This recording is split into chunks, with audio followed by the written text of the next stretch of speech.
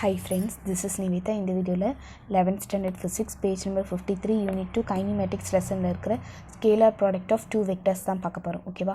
So அடுத்தது வந்து vector product of two vectors.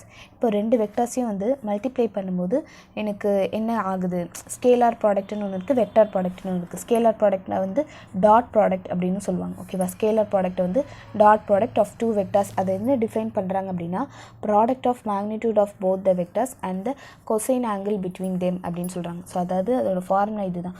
A vector dot B vector அப்படிங்கிறது என்னென்னா it's a product of magnitude of the both the vectors. இந்த ரெண்டு வெக்டர்ஸோட மேக்னிடியூடை multiply பண்ணிக்கிறோம்.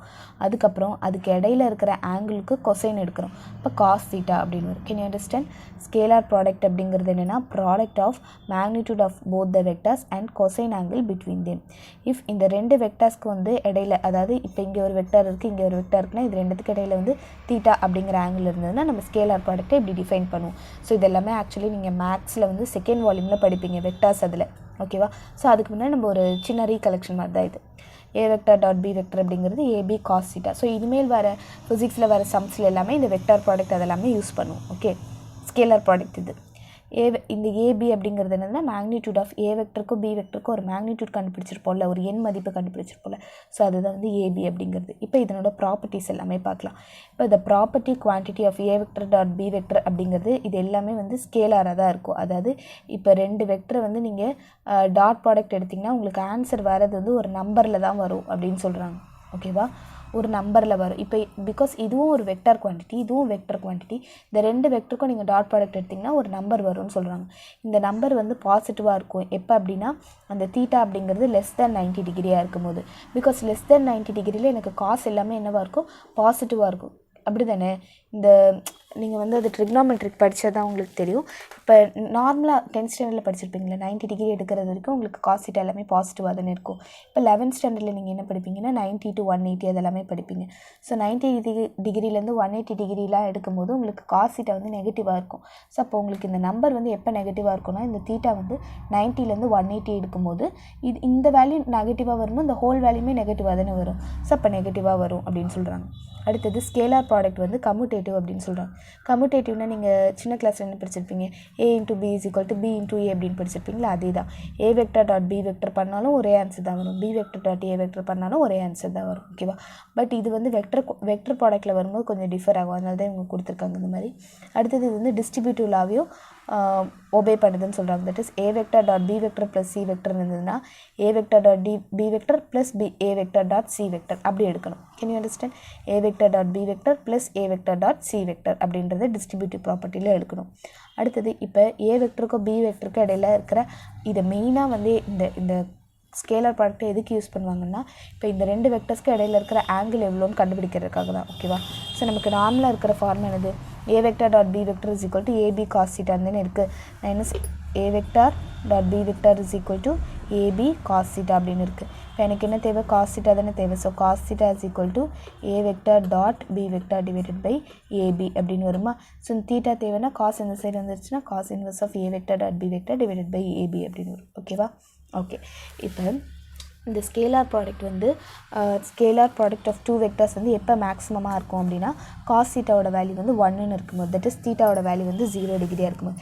இப்போது எப்போவுமே வந்து இந்த இடத்துல காஸ் 0 டிகிரினா அதோட வேல்யூ 1. அப்போ எனக்கு கண்டிப்பாக ஃபுல்லாகவே மல்டிப்ளை ஆன ஒரு வேல்யூ அதனே இருக்கும். இப்போ காஸ் தீட்டாவோட மற்ற வேல்யூஸ்லாம் பார்த்திங்கன்னா உங்களுக்கு 1/2, 1/√2, √3/2 அந்த மாதிரியான ஒரு வேல்யூஸ் வரும். ஸோ அது எல்லாமே உங்களுக்கு கம்மியாக இருக்கும், 1 விட கம்மியாக இருக்கும். ஸோ அப்போ இந்த இடத்துல 0 போட்டிங்க அப்படின்னா இது வந்து 1ஆக மாறிடும். அப்போ இது இந்த A vector dot B vector அப்படிங்கிறது இது ரெண்டுத்தையும் மல்டிப்ளை பண்ண வேல்யூஸ் மட்டுமே வரும். அப்போ இந்த scalar product of two vectors வந்து எப்போ மேக்ஸிமமாக இருக்கும்னா காஸ் தீட்டாவோட வேல்யூ 1ஆக இருக்கும்போது. காஸ் தீட்டா எப்போ 1ஆக இருக்கும், தீட்டாவோட வேல்யூ 0 டிகிரியாக இருக்கும்போது. தட் இஸ் அந்த ரெண்டு வெக்டரும் பேரலல். 0 டிகிரினா என்னது, இப்போ ரெண்டு வெக்டர்ஸும் வந்து பேரலாக இருந்தால் தானே அதுக்கு இடையில இருக்கிறது நம்ம 0 டிகிரின்னு பார்த்தோம். அப்போ ரெண்டு வெக்டர்ஸும் பேரலாக இருந்தது அப்படின்னா அந்த ஸ்கேலார் ப்ராடக்ட் வந்து மேக்ஸிமமாக இருக்கும் அப்படின்னு சொல்கிறாங்க. So A vector dot B vector எப்போ மேக்ஸிமமாக இருக்கும், ஈக்குவல் டு ஏபியாக இருக்கும்போது. அப்போ எப்போ அது மினிமமாக இருக்கும் அப்படின்னு கேட்டிங்கன்னா உங்களுக்கு காஸ் தீட்டாவோட வேல்யூ -1ல் இருக்கும்போது. காஸ் தீட்டா எப்போ வந்து -1ல் இருக்கும்னா தீட்டாவோட வேல்யூ 180 டிகிரி. இப்போ நீங்கள் நார்மலாக கிராஃப் போட்டு பார்த்தீங்கன்னு வைங்களேன், இது வந்து 0 டிகிரி, இது வந்து 180 டிகிரி. ஓகேவா? காஸ் 0 டிகிரியோட வேல்யூ 1னா இதுக்கு ஆப்போசிட்டில் இருக்குல்ல, அப்போ காஸ் 180 டிகிரியோட வேல்யூ -1.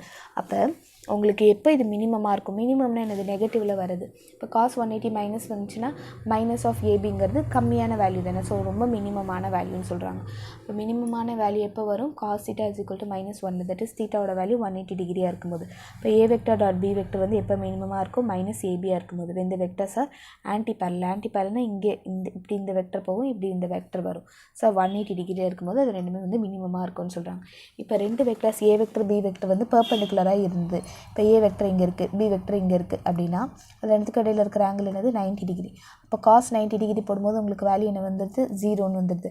தட் இஸ் நீங்கள் இந்த இடத்துல வந்து உங்களுக்கு 0ன்னு வந்துடுது. அப்போ A vector dot B vector வந்து ஹோல் வேல்யூமே என்ன ஆகிடும், உங்களுக்கு 0ன்னு வந்துடும். ஸோ அப்போ A vector dot B vector வந்து 0வாக இருக்கும். எப்போ அப்படின்னா காஸ் 90 டிகிரியோட வேல்யூ வந்து உங்களுக்கு 0வாக இருக்கும்போது. அப்போ வந்து நம்ம இந்த ரெண்டு வெக்டர்ஸ் வந்து ஆர்த்தோகனல் அப்படின்னு சொல்லுவோம். ஆர்த்தோகனல் என்னது, அது ரெண்டுத்துக்கு இடையில் 90 டிகிரி இருக்குது அப்படின்னு சொல்கிறது. ஓகேயா. அடுத்தது 8th ஒன் என்னென்னு, the scalar product of a vector with itself. இப்போ ஏ வெக்டர் தி ஹோல் ஸ்கொயர்னு எடுத்துக்கிட்டோன்னா என்ன அர்த்தம், அது கூட ஸ்கேலார் ப்ராடக்ட் பண்ணிக்குதுன்னு அர்த்தம். கரெக்டாக, A vector dot A vector அப்படின்னு வரும். ஸோ இந்த scalar product of a vector with it செல்ஃபை தான் நம்ம செல்ஃப் டாட் ப்ராடக்ட் அப்படின்னு சொல்லுவோம்.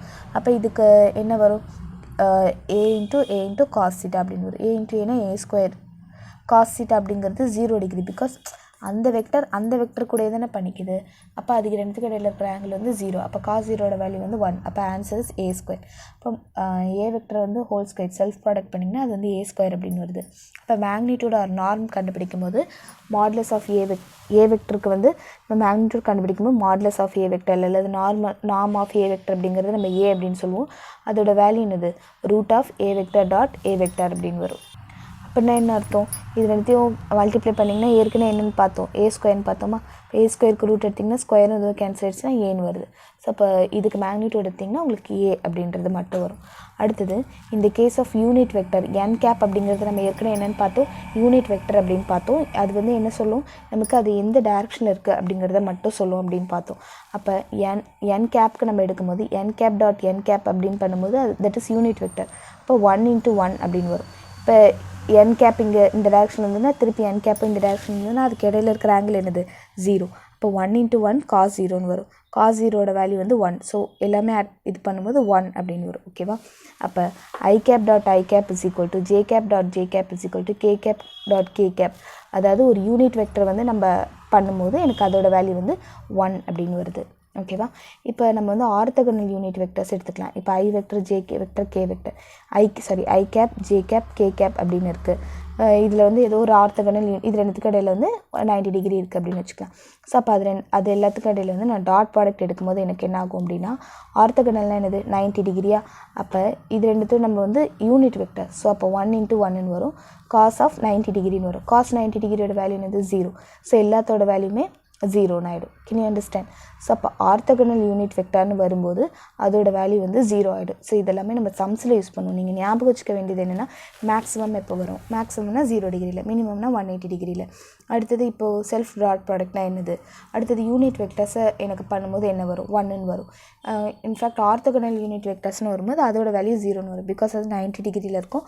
காஸ் 90 டிகிரி பண்ணும்போது உங்களுக்கு 0 ஆகிடும். இப்படி இன் டேர்ம்ஸ் ஆஃப் காம்போனன்ட்ஸ்னு எடுக்கும்போது நீங்கள் ஏ வெக்டர் டாட் பி வெக்டர்னு எடுத்திங்கன்னா AX I cap plus AY J cap plus AZ K cap அப்படின்னு வரும். Dot BX I cap plus BY J cap plus BZ K cap அப்படின்னு வரும்.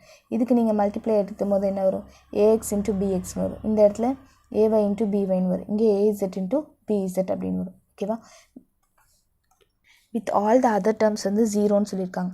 ஆக்சுவலி உங்களுக்கு பேசிக்காக எப்படி வரும் அப்படின்னா, நீங்கள் நார்மலாக ப்ராடக்ட் பண்ணும்போது உங்களுக்கு எப்படி வரும், அதாவது உங்களுக்கு ப்ராடக்ட் பண்ணும்போது உங்களுக்கு இந்த மாதிரி டேர்ம்ஸ் வந்துருக்கும். எப்படின்னா AX into I cap into BX into I cap. ஓகேவா. AX into I cap into BY into J cap. So AX into I cap into BY into J gap.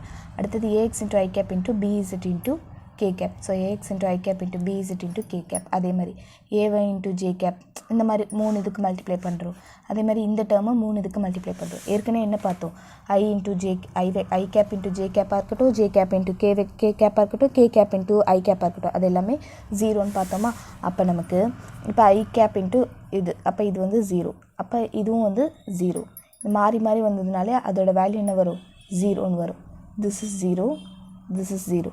அப்போ உங்களுக்கு இந்த வேல்யூ மட்டும்தான் இருக்குது. கரெக்டாக. ஐ கேப் இன்ட்டு ஐ கேப் என்னது self product என்னன்னு பார்த்தோம் நம்ம, அதோட வேல்யூ 1ன்னு பார்த்தோம். சேம் வேல்யூஸ் வந்திருந்தது, அது 1ன்னு பார்த்தோம். அப்போ இதோட வேல்யூ 1 இருந்ததுன்னா ஏஎக்ஸ் இன்ட்டு பிஎக்ஸ் ப்ளஸ் இதோட வேல்யூ 1, அப்போ ஏஒய் இன்ட்டு பிஒய் ப்ளஸ் இந்த வேல்யூ என்னது ஏஇசட் இன்ட்டு பிஇசட். இதுக்கு பின்னாடி இருக்கிற ஆக்சுவல் ஃபார்மேட் வந்து இதுதான். இப்படி போட்டு மற்ற எல்லாமே 0 ஆகிடுது, இது மட்டும் தான் இருக்குது அப்படிங்கிறது சொல்லணும். ஸோ அந்த வேல்யூஸ் வந்து இதுன்னு சொல்கிறாங்க, மற்ற எல்லா டேர்மே 0 ஆகிடும் இது தவிர அப்படின்னு சொல்கிறாங்க. இப்போ நம்ம மேக்னிடியூட் கண்டுபிடிக்கும்போது நம்ம நார்மலாக A modulus of A vector is equal to A is equal to root of AX square plus BY square plus AZ square அப்படின்னு வரும். ஓகேவா? ஸோ இப்போ எக்ஸாம்பிள் 2.7 பார்த்தீங்கன்னா உங்களுக்கு இன்னும் நல்லா புரிஞ்சிடும். இப்போ இங்கே வந்து ஏ வெக்டருக்கு, இங்கே வந்து பி வெக்டருக்கு, இப்போ ரெண்டுத்துக்கு இடையில வந்து ப்ராடக்ட் கேட்குறாங்க, அதோட மேக்னிடியூட் கேட்குறாங்க, அதுக்கு இடையில இருக்கிற ஆங்கிள் கேட்குறாங்க.